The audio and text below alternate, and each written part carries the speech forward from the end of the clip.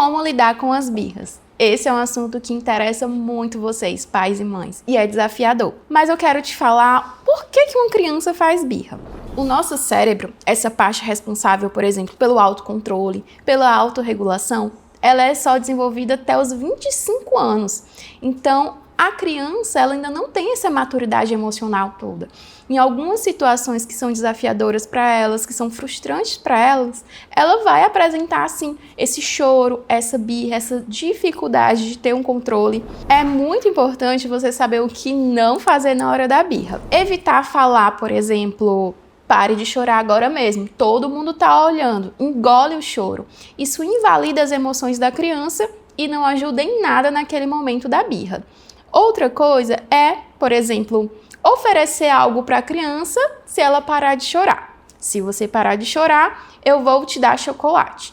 A criança ela vai acabar fazendo uma associação entre o choro e conseguir algo que ela gosta. Não tão cheio de intencionalidade, mas ela vai fazer sim essa associação e as birras elas podem ficar bem mais frequentes.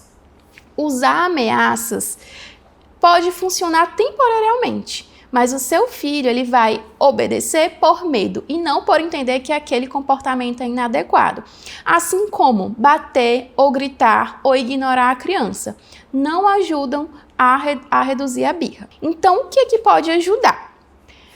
Alguém tem que ter a calma naquele momento da birra. E é você, adulto. Então, respirar fundo para conseguir ter clareza o que vai fazer é bem importante. Eu sei que pode ser muito desafiador, mas é extremamente importante. Outra coisa que pode ajudar é fazer combinados antecipatórios. Por exemplo, existem alguns ambientes públicos que são frequentes as birras. Shoppings, parques de diversão. Então, fazer combinados com seu filho, por exemplo, vamos sair tal hora do parquinho, vamos brincar em tais brinquedos, vamos visitar determinada loja. Então, isso antecipa para a criança e ela já tem a previsibilidade do que vai acontecer. Outro aspecto, por exemplo, às vezes a criança ela tem um nível de desorganização muito elevado.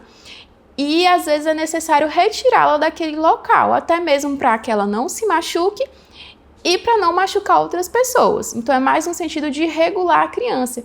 E aí você pode estar utilizando, por exemplo, recursos sensoriais, o próprio abraço, sim, pode abraçar nesse momento. Eu sei que essa pode ser uma grande dúvida de vocês. Outro ponto é durante a birra você oferecer escolhas limitadas. Por exemplo, a criança ela não quer sair do parquinho. Só que antes você combinou com ela que também iria para uma lanchonete que ela gosta muito. Então, durante aquele choro, você pode: filho, eu entendo que você quer ficar mais no parquinho, mas lembra, a gente vai ter menos tempo de ir para a lanchonete ou até não vai conseguir ir. O que você escolhe? Então, você está oferecendo alternativas, mas você também está dando os limites, as bordas. Eu quero falar também sobre quando se preocupar com as birras. Existe, por exemplo, um momento que é necessário o pai ou a mãe buscar ajuda, quando essa birra ela está frequente em situações rotineiras, intensas. A criança também já está apresentando comportamentos autolesivos, heterolesivos, frequentes e principalmente quando o pai e a mãe sentem que já tentaram de tudo, mas estão exaustos. Então, é necessário realmente buscar uma ajuda profissional para entender essa frequência e essa intensidade desse comportamento. Eu tenho certeza que esse conteúdo te ajudou.